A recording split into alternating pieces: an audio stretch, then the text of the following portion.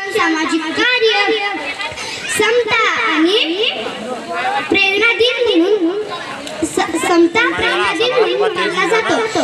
भीम जयंतीची पहिली सुरुवात 1928 रोजी पुणे येथे जनार्दन सदाशिव रणपिसे या कार्यकर्त्यांनी साजरी केली.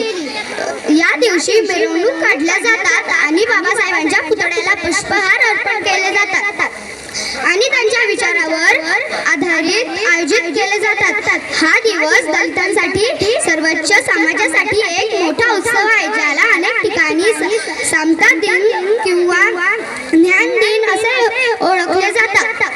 शेवटी एवढंच म्हणेल की दगड झालो तर दीक्षाभूमीच्या होईल, माती